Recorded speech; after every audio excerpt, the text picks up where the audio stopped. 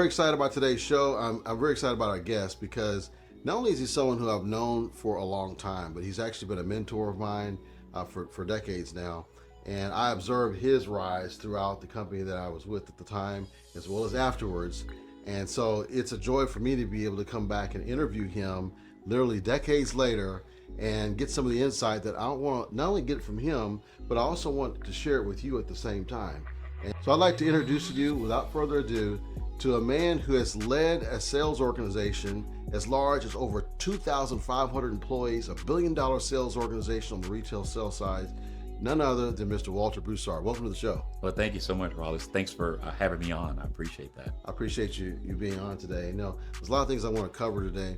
One of them that's really important is really the subject of sales and growing the sales in any given organization. And I want to look at it from, you've served as far as right there on the sales floor as a retail salesperson. You've also done it in terms of a manager. You've done it from a manager perspective. You've also done it as an executive in the company as a senior vice president. So I want to cover those three areas. So as we get into this, what do you think was probably the biggest contributor to your success as a salesperson? That's a great question, Wallace. And I think the biggest contributor is I've always had a love for people. And with the love for people, that has always been my joy, to see people happy, to see them service, to see them smile.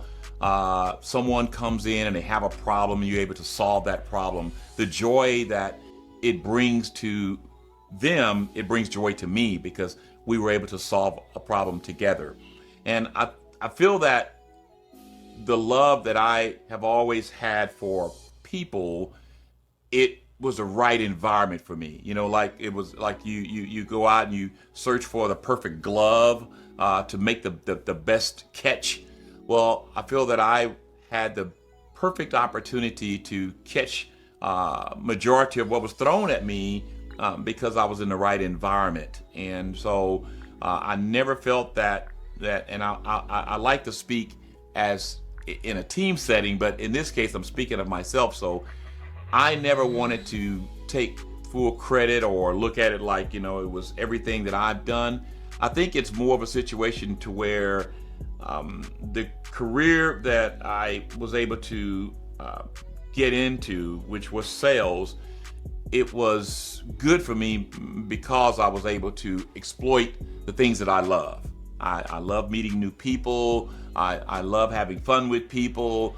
I love the every aspect of dealing with people. And so with that environment, it allowed me to flourish because I was having fun. At the same time, it was a competitive environment, but the competitiveness didn't scare me. The competitiveness really, it excited me because I knew that the more clients, the more people I was able to help solve their issues, the better rewards would be for me and my family.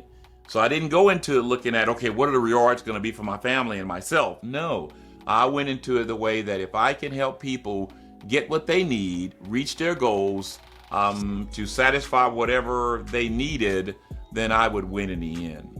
One of the things that you touched on, which are actually one of the things you highlighted in your answer just now, is that how important it was for you to see the end goal for the client first, and then your family. You felt like your family's needs would be taken care of. Have you observed behaviors where perhaps they didn't think that way? They thought of the family first. How did that affect their results versus your results? That's a great question. I felt that it affected them more. It put more stress on them. It made them really push harder, and it wasn't natural. And so I think that when you have that pressure of saying, I have to do this, I have to do this, I think that it brings upon undue stress.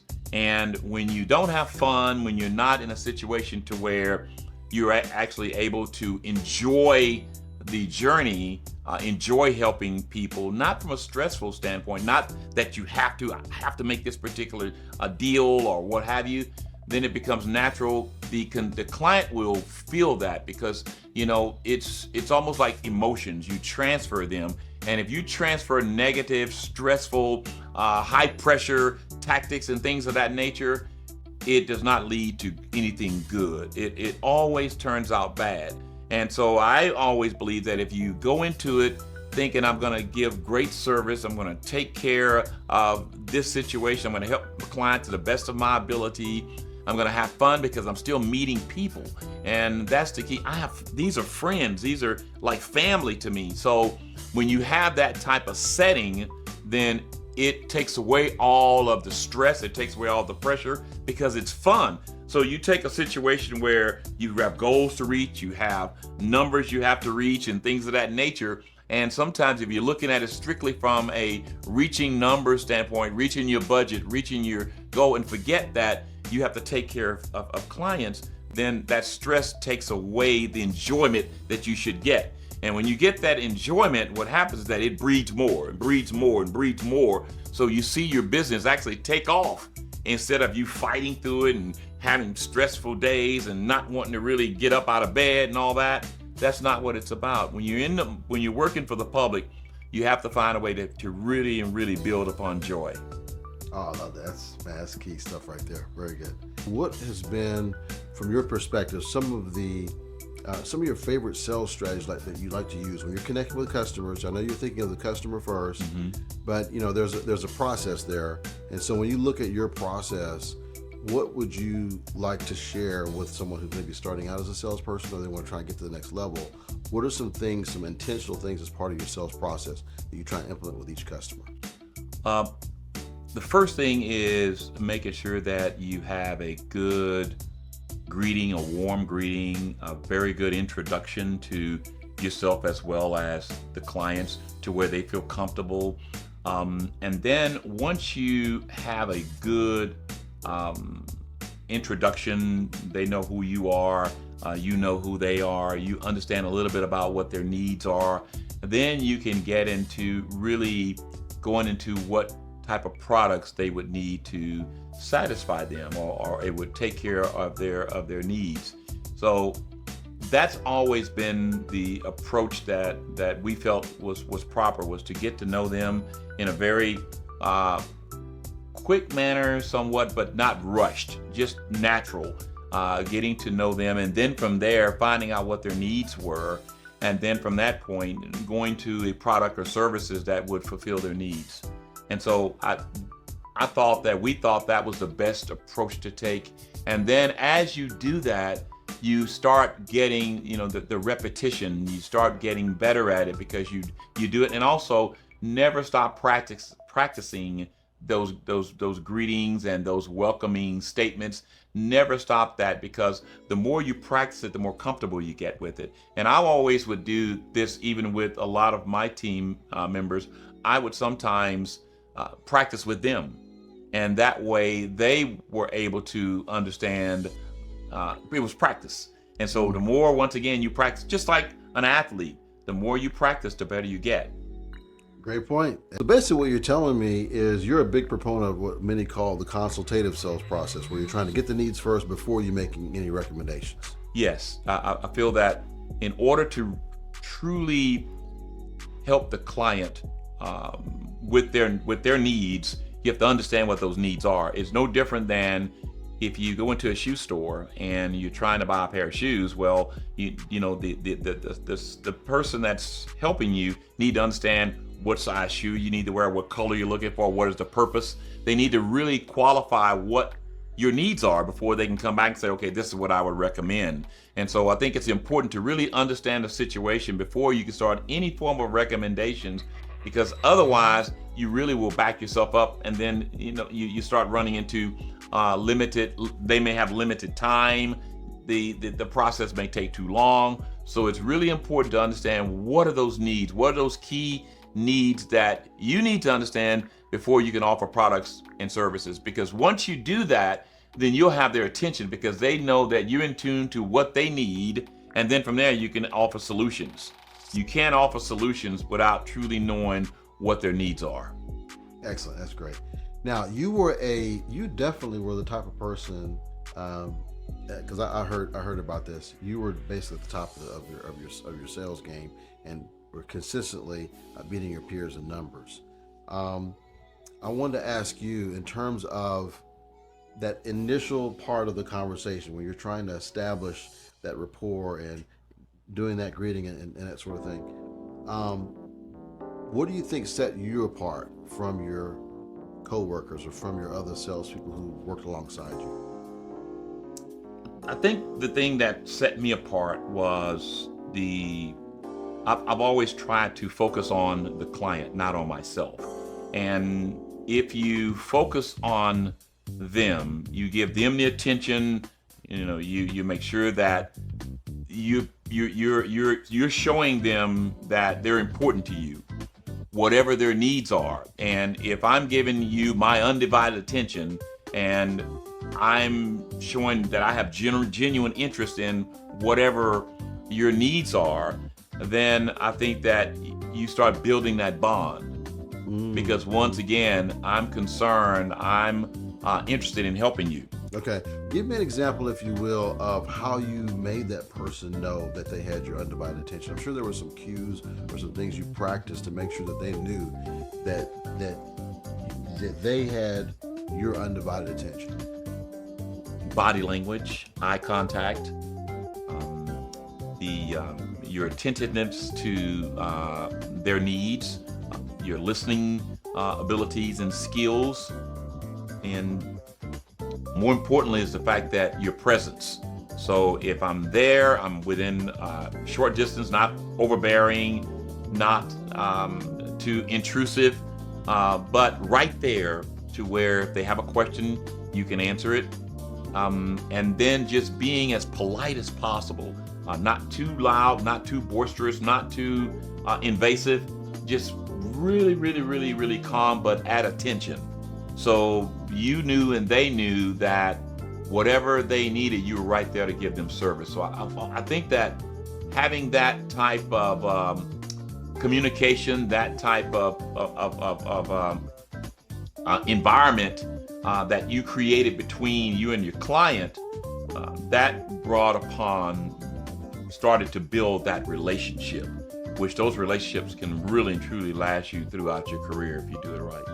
So a lot of the folks in my audience, one of the things that they want to know is, how did you approach either upselling or cross-selling? Because maybe the customer, what they're seen to be drawn to, even before you're able to do an assessment, or maybe even after an assessment, they may be drawn to something that may not necessarily suit their needs. So how is it you took it as an opportunity to maybe either cross-sell or upsell? It goes back to the introduction and qualifying them as to what their needs were. Because someone may come in and they may be looking for let's just say a two-seater car. Let's just use that as an example. And as you speak to them, understanding what their true needs are, well, they may be expecting or wanting to expand their family, or they may have a relative that may be moving in that they may have to transport. So I think that having a two-seater, now, if it's just them two, that may be fine, but truly understanding the needs, because they may need something a little bit larger.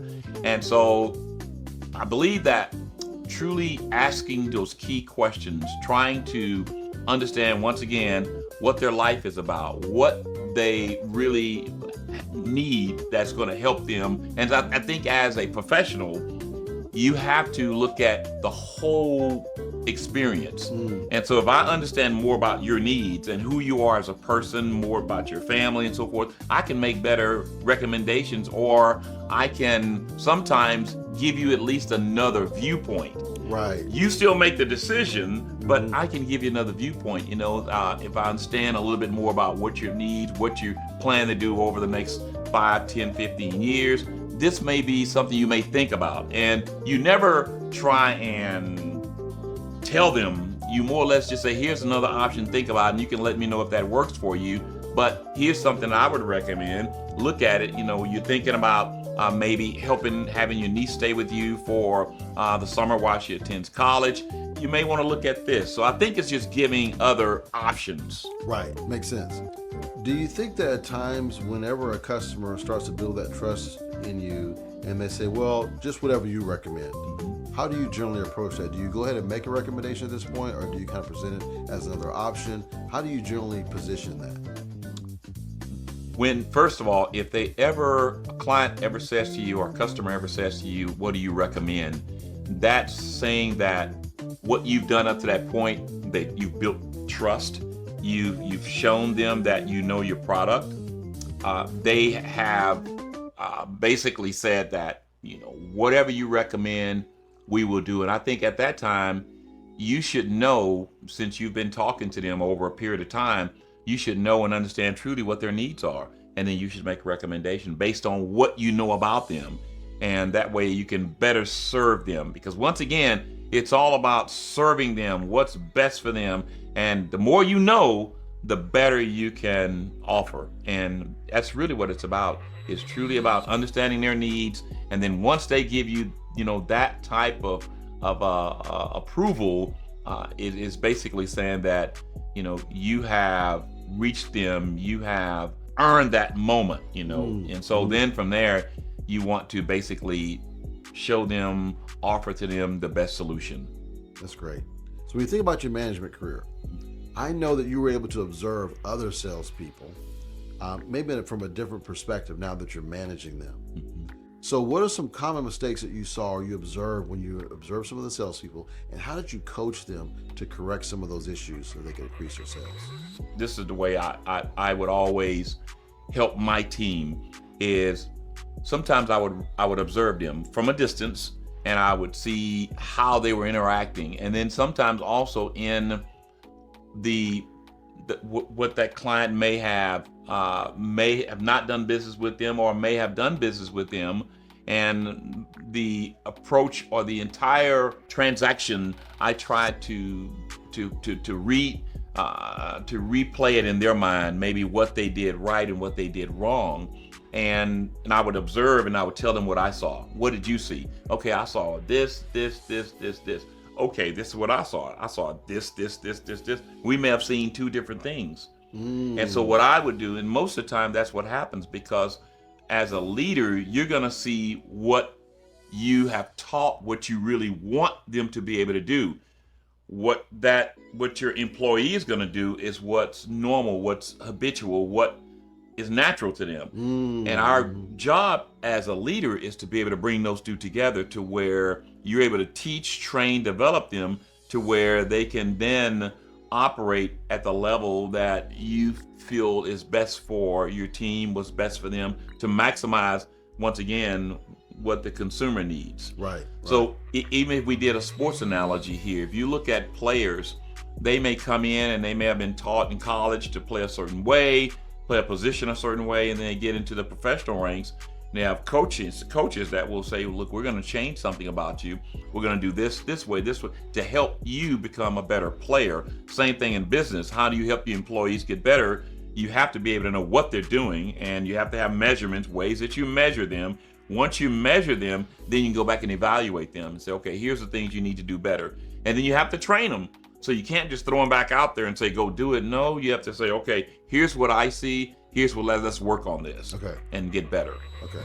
So, so if you could think about one mistake that was probably made the most often by salespeople, maybe you could name what that is, and then also how you help them to correct that. The most common thing that I saw over the years would really be, once again, from the initial greeting, the initial introduction. Okay. And you've always heard it said that you can never make you can't redo a first impression, right?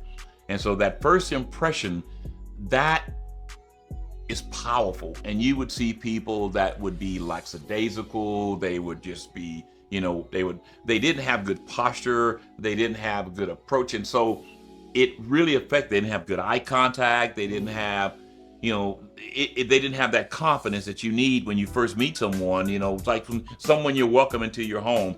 When you welcome someone into your home, you're going to be there. You're going to be at attention. You're going to be really good eye contact. You're going to have very good posture. You're going to make sure that you have a good welcome.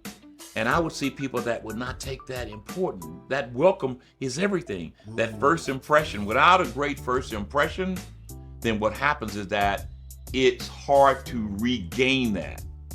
Sometimes you never do, sometimes you can, but a lot of it was you needed to really take the time to have a great first impression.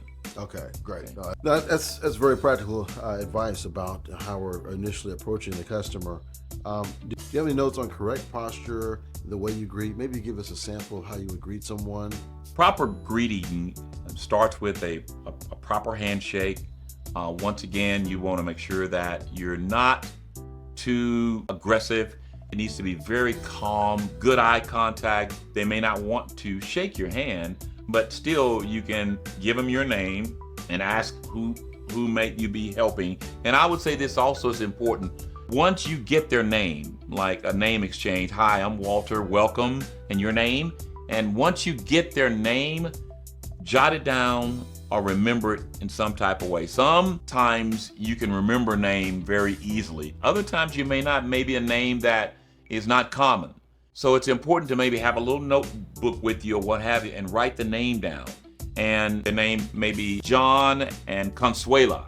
Well, you need to write that name down so that as you interact with them, you use the name. And always also use Mr. and Mrs. because it's important that you show great respect and also you want to show great mannerism is so important because once again, that first impression when you're greeting someone, when you're talking to them, you're getting to know them. Well, not only are you getting to know them and you're evaluating them, they're evaluating you. Can I do business with this person? Can I trust this person? Do I want to speak to this person again? Do I want to talk to them? Do I want to have a relationship with them? All those things build trust. That greeting, understanding who you are, understanding who they are, and then building upon that. So if I'm meeting someone for the first time, I want to make sure that I'm standing up. I have good posture. I have good eye contact. I try to greet them with a handshake. If a handshake is not appropriate, I try to get their name, give them my name, write their name down so that I don't forget it. And then I address them with great mannerism and I give them respect, Mr. and Mrs. And if their last name is just say the last name is Jones. Mr. and Mrs. Jones, I have this great product I'd like to show you. So it's important that it's about the client. It's not about me. Mm-hmm. And I've always tried to teach that. It's about that client. So the better you're able to help that client, lift that client up and show them respect, give them great service, in the end, they're going to trust you. But you got to earn that. You can't just say, I want trust. No, trust is something you earn. Good point. Two things I got from that. One was you want to be, you said standing. So I'm assuming here that you're already getting in front of the customer. You're not sitting behind a desk somewhere. So that's important. Right. Why is that important? Well, two ways. If you're behind the desk, that's fine too. But I always recommend if you're behind the desk, move up closer. And once again, give them good posture. You want to stand up. You don't want to be slouching. You don't want to be fidgeting. You still want to give good eye contact, give them good presence, and show them that attention. Give them the space that's required, but at the same time, be right there, very attentive to what they may need. Even if there's a question or if you're just presenting, you still want to be within a good distance to where you're not shouting, to where you want it to almost be a setting to where it's somewhat intimate with you and the client. Okay.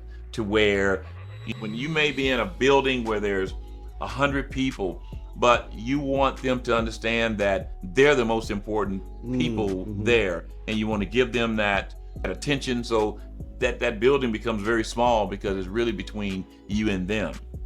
You made a great point too about using their name. How have you observed that made a difference in your sales process? Why is that important? Because as the more you use their name, because that's something that you've heard all your life. And so as you use their name, what happens is that they become more and more comfortable with you. You become friends. So if they say Walter and keep saying Walter, and I go back to them, well, Mr. and Mrs. Jones, it was great meeting you. It was a pleasure having you.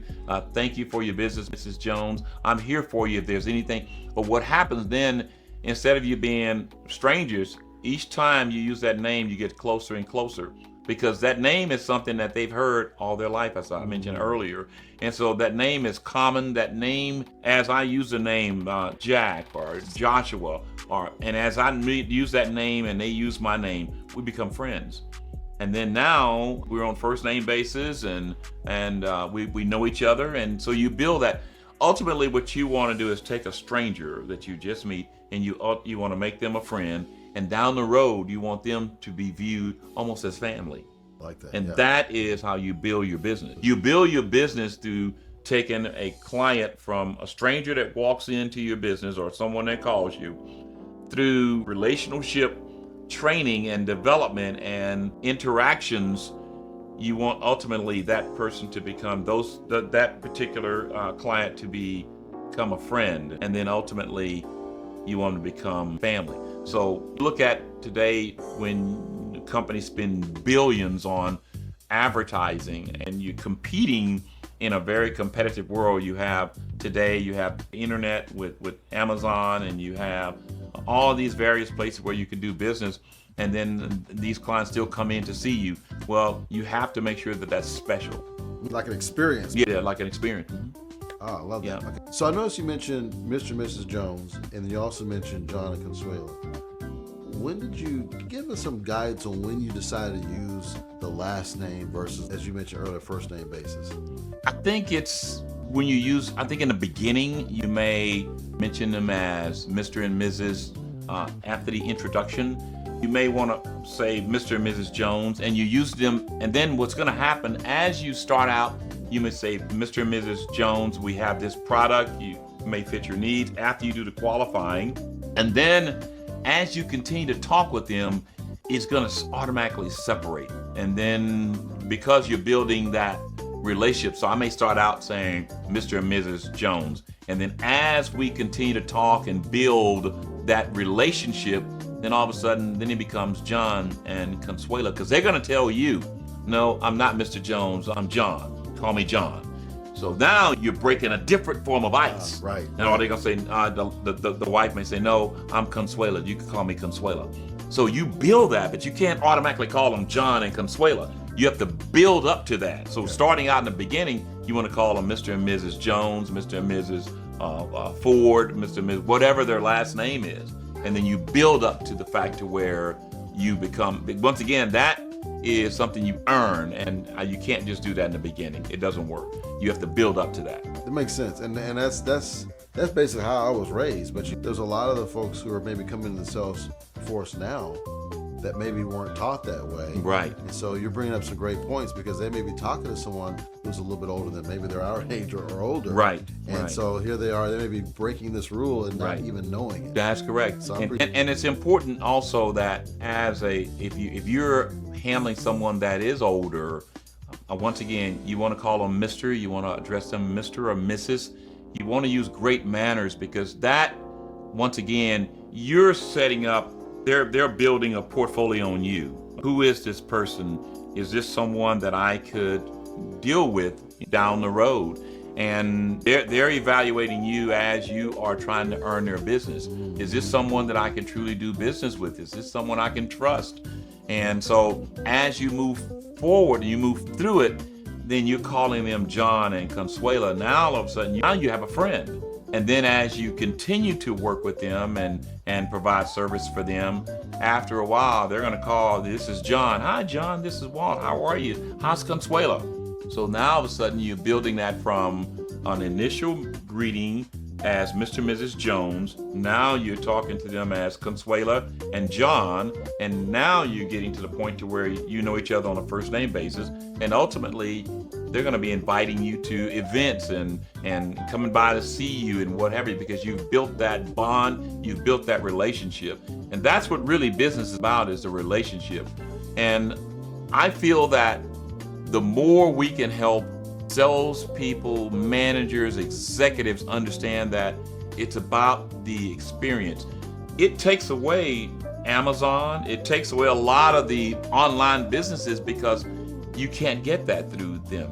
If that's the way they want to go, that's fine. I'm not saying anything that's totally bad about that. But if you're in business and you're competing with whomever it is, you're trying to sell yourself, well, you really have to earn that. You have to build that. And there's techniques that bring you there. Makes great sense. And it is all about the experience. And so creating a great experience, a memorable experience, definitely I can see how that contributes to more sales. Now, for those who are leaders in an organization that are looking to bring up sales managers or bring up salespeople to managers, they may have a top performing salesperson. And the first thing they may want to do is make them a sales manager. What are some things that you use in your experience to determine whether that was a good call or not? Because just because they're good at sales doesn't necessarily mean they're a good manager. Absolutely. So even in coaching, some of the best players are not the best coaches. Some of the best coaches in sports were not the best players. They have that intangible ability to help people through maybe great teachers. They may be great people that evaluate talent. They may be great at gathering and disseminating people and building an army, but they may have not been great at being a leader. And so all of us have roles that we are comfortable in. And as a leader, your job is to find the right position for your team members.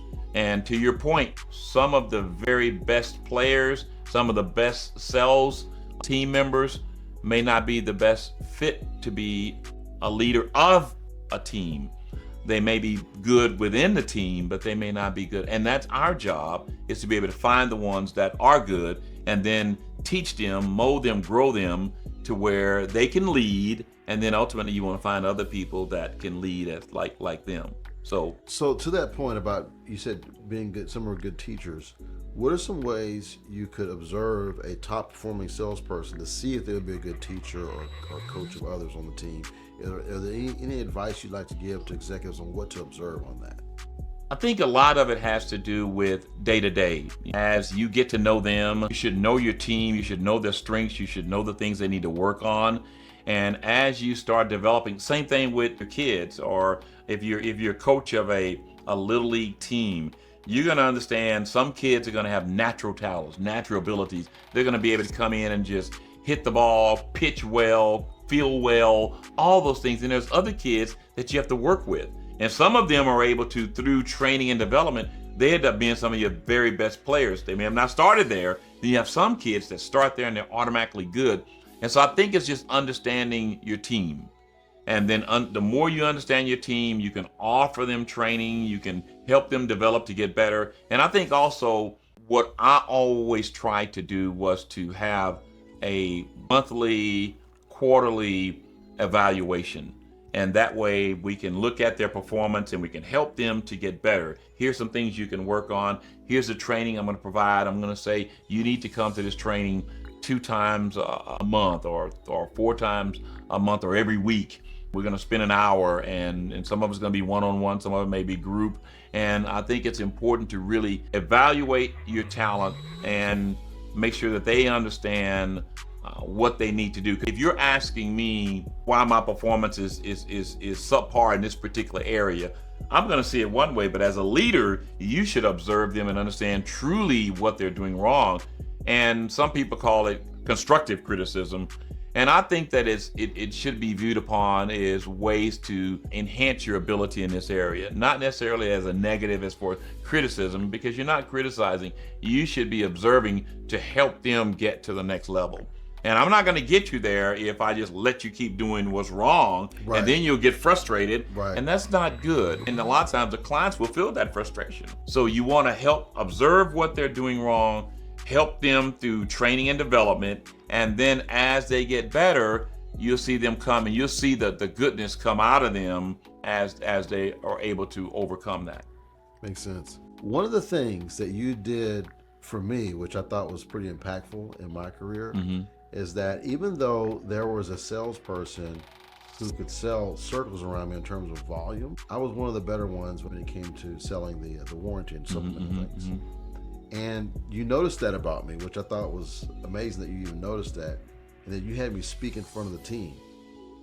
Do you think that's possibly ways that you could observe if someone is good at the teaching? Because I know for me, it kind of planted a seed Sure. that germinated later. It wasn't immediate because I wasn't ready for that. Right. But it did give me an opportunity to see how it felt Right. to be in that position. Yeah, I have to tell you, there was a young man that was terrified of selling a product. He was terrified of it. He would see it and he would immediately ask someone else to come help them if they needed this product. And I never forgot that he was just totally terrified of it. And I said, you have to help him because he was giving away opportunities and he was and I knew he was smart but he was terrified of the product. He had a stigma that he could not learn that product. It was a new product we had just got in. And so when we advertised it and then when clients came in, as soon as they would say they wanted to see this particular new product, it was newest, latest, greatest, he would immediately be looking for someone else to help. And sometimes there was no one else to help. And so he was terrified of the product. So I recognized that, and my team and I, the management team and I, we recognized that. And so what we did is we did two things. I told him to take the product home. It was a camera. I said, take the product home over the weekend, and I want you to play with it. And I want you to read the book. I want you to read the manual on it. I want you to understand everything about it. And in 1 week, you're going to give a presentation to everybody else in here.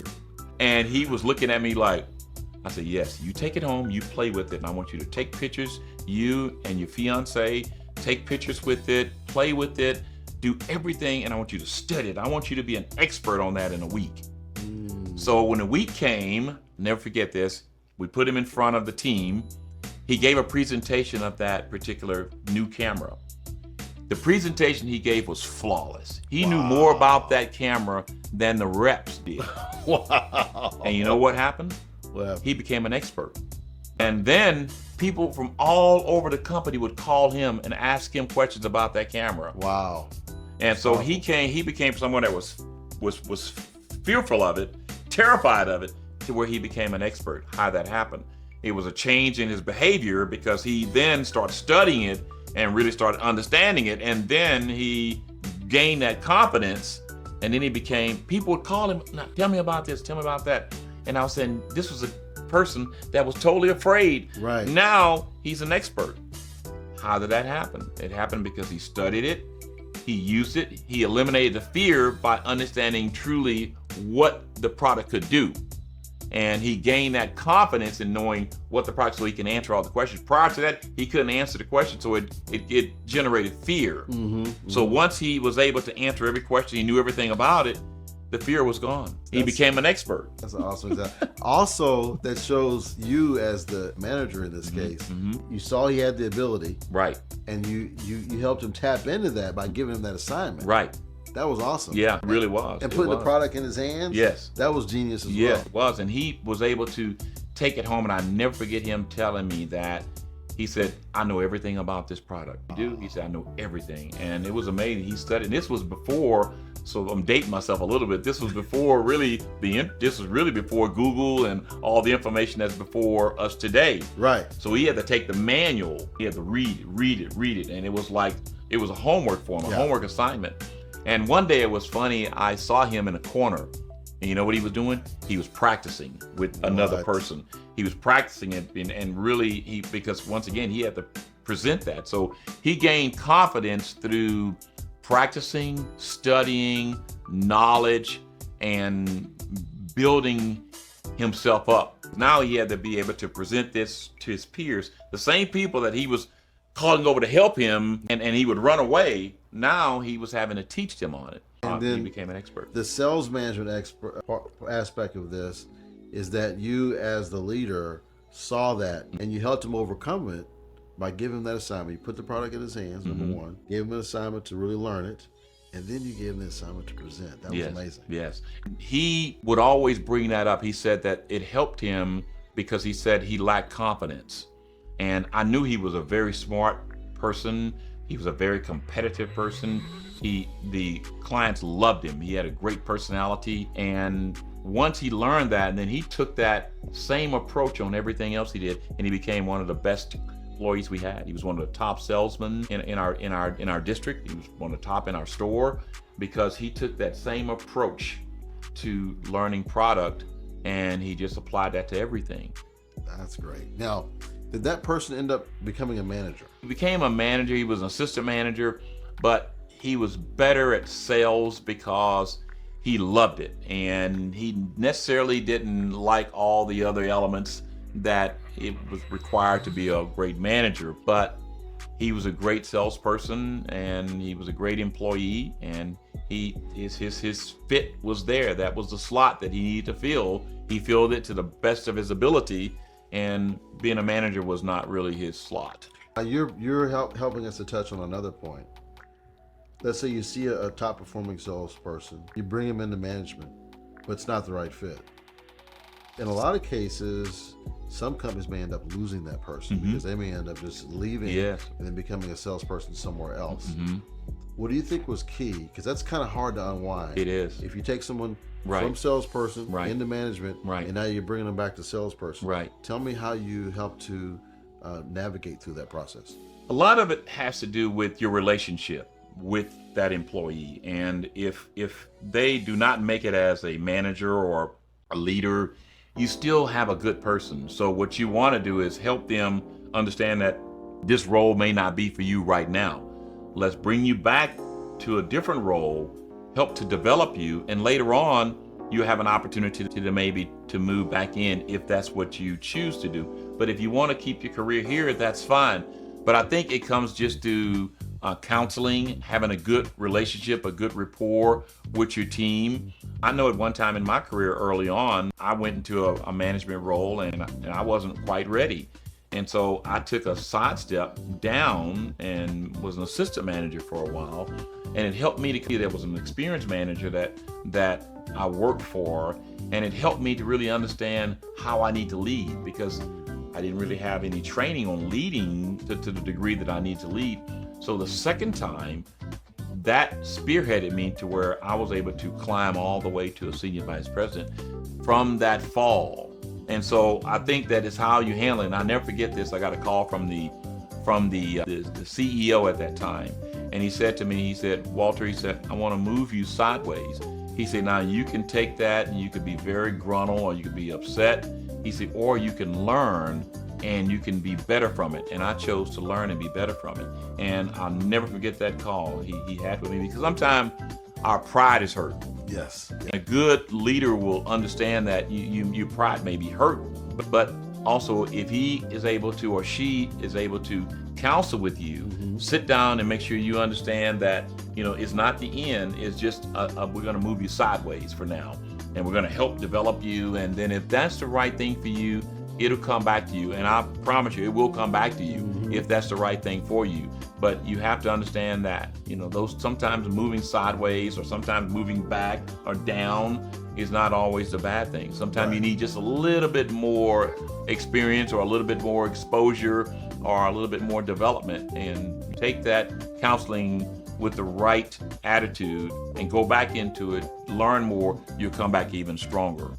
Makes sense. So that kind of brings it to another part of our discussion, which when you're an executive, because you're recounting this experience with your CEO calling you. Now, when you were in that seat as an executive, a senior vice president, there were the decisions you had to make, I'm sure, in terms of who you guys were going to bring up from manager to perhaps district manager to some other level of executive leadership.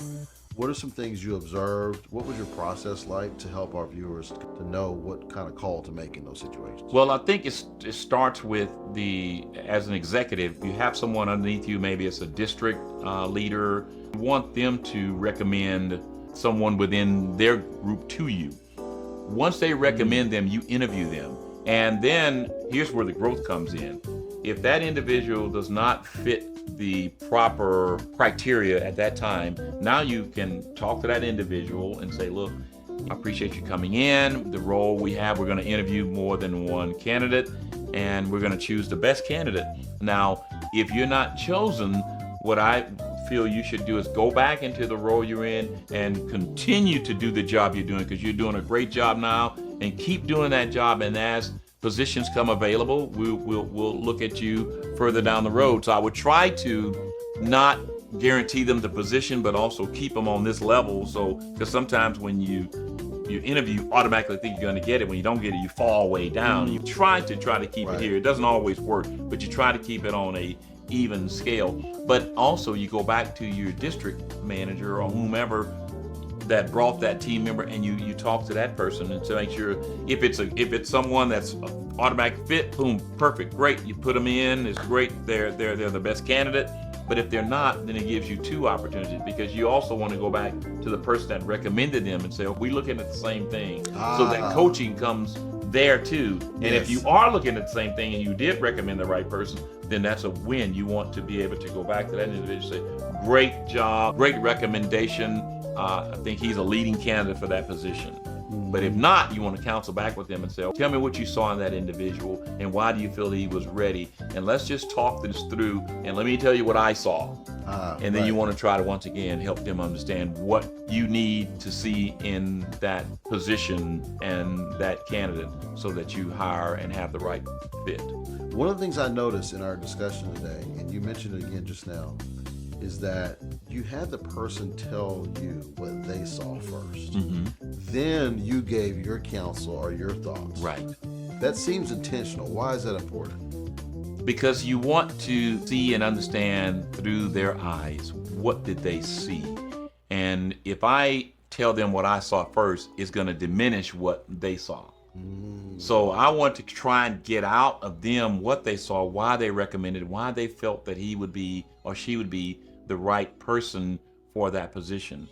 And then I would then tell them my viewpoint of it. So it would help them grow and they say, okay, I see. And if it was the right person, I want to reassure them they made the right decision and they recommended the right person so that they can continue to do that. So you want to give them as many accolades as possible about great job, great recommendation. I feel this person is going to be a fit for us, blah, blah, blah, blah, blah, blah. But if they did not, then I want to hear what they saw. I want to understand, what did you see? Because there could be a disconnect and that person is in a very important role. So you want to make sure that you fix that with that individual so that two things happen. One, when they're out there hiring and looking for talent, they're looking for the right type of individuals. And then as you develop them and as they've been within your organization and you're trying to promote them, once again, you want to make sure that you are on the same page with your direct reports. One of the things I was really excited about, and I actually have the copy of the book and I've already started reading it. You wrote a book about the sales inside of you. And what I'd like to do is let our viewers know a little bit more about the book and why you wrote it. The book is really part of a journey that I took over the 35 years of my sales management leadership experience.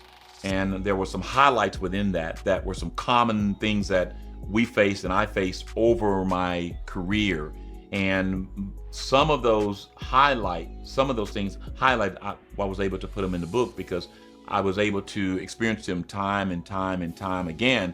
And so with that, I have good experience, great knowledge, great understanding of what happens in these particular situations in business, whether it's how do you handle team member that may not be performing to their ability? What do you do? How do you talk to them? What do you recommend? How do you help them to improve?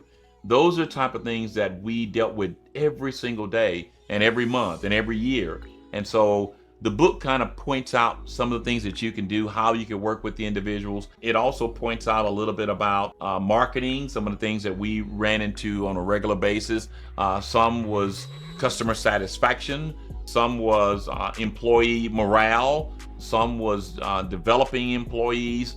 All of those things in business, you're going to run into them every single day. And so the common things that we ran into, did we have success? And a lot of it we did.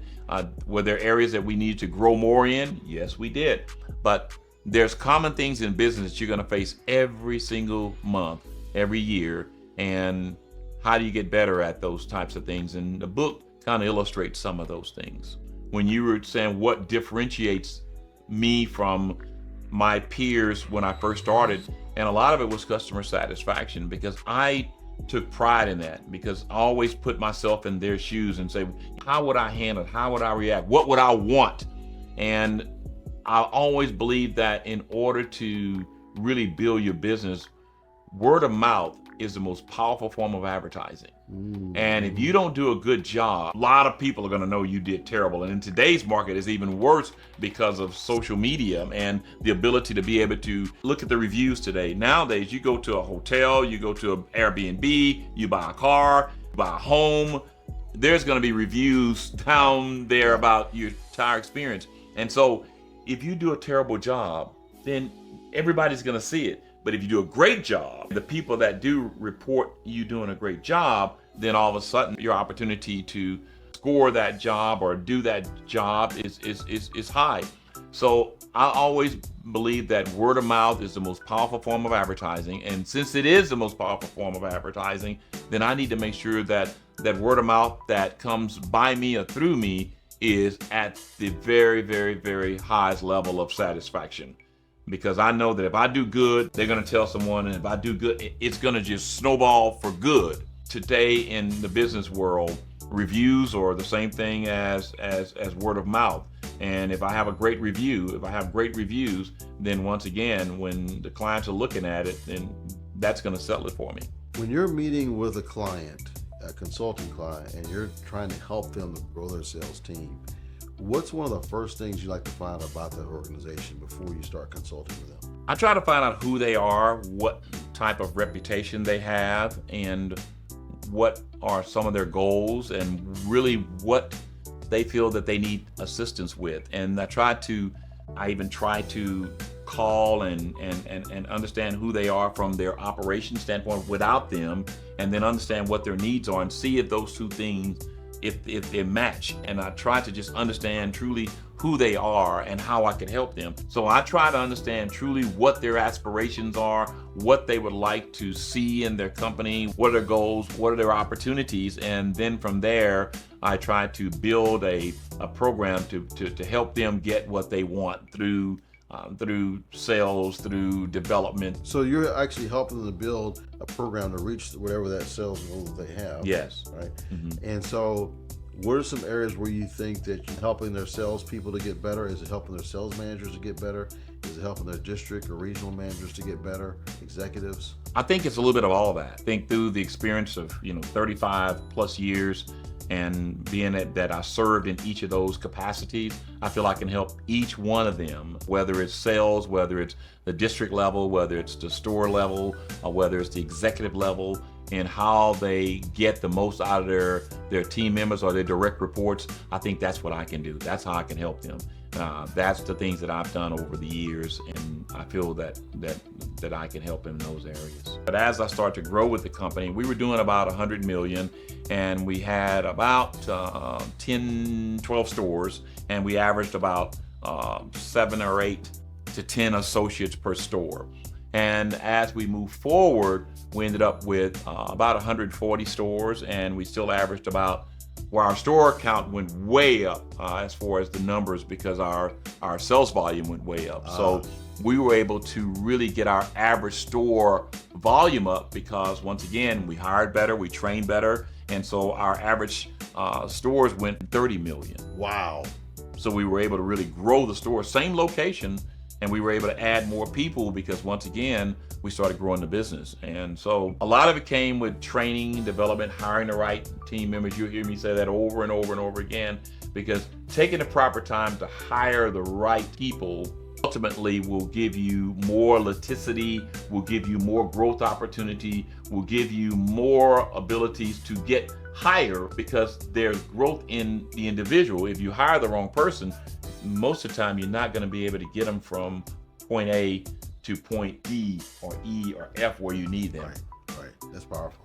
That's awesome. Great. Well, it's been a great conversation today. I really appreciate you being on, spending your time. If people wanted to contact you, we're going to go ahead and leave your information in the description below. Okay. But what's your preferred mode of communication? Folks, Well, I think the best mode is through email or through our website. They can through email or through our website. We have ways in which they can contact us, and we look forward to hearing from you. And we'd love to be able to offer you services. This is who I am and what I do and what I love. I love working with people. I love working with managers and executives, and really helping them to understand what's the best way for me to get the most out of my team. That's what I love doing, and hopefully I can help you and your team. Love that. Appreciate it. Thanks. All right. Thanks for being Thanks, on Ron. today. All right. Thank you. Yes, sir. Well, tell me a little bit about your background. I know you led a $1 billion sales operation in retail sales as senior vice president. But just, if you don't mind, give me an idea of the scope of the work that you did. I started out as a sales associate, and from there I was in the top percentage of the sales associates at that time. I was promoted to store manager, then assistant manager, and then I was promoted through time. I was promoted to a district manager and of the largest district of the company at that time. After the time as a district manager, maybe about 6 years, and plenty of growth once again, we had the largest district, and I was promoted to vice president. And then after vice president, I was over the entire company. I was able to really help markets and grow markets and to help the company reach even higher goals. And then I became a senior vice president. And at that level, I was able to help the company grow and help the company through training, development, hiring, retention, and help them to reach the goals that we saw fit. When we first started, we were probably around 100 million. Then we grew the company to $1 billion. Well, how did we do that? We do that through training, development, hiring. And we always looked at hiring team members or possible team members that were better than us. And I think that was always a thing that our CEO, he would always encourage us. He would basically tell us that, hire someone better than you, then that's going to help your team get even higher.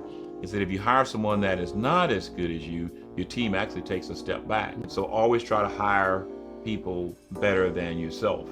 And we did that. And while we did that, it helped to make our company stronger and better. Right. And so that's really was our of growing the company. So going from 100 million up to over $1 billion in sales, how many stores are we talking about, employees? Employees to about 2,500 employees, and stores we went almost tenfold, and we grew our sales count really exponentially even higher than that, because to get to about 2,500 employees, we would train, teach, hire, and help develop them to where when the clients came in, they were able to get service, and it was like being within the neighborhood. We wanted to make sure that we were a part of who they were.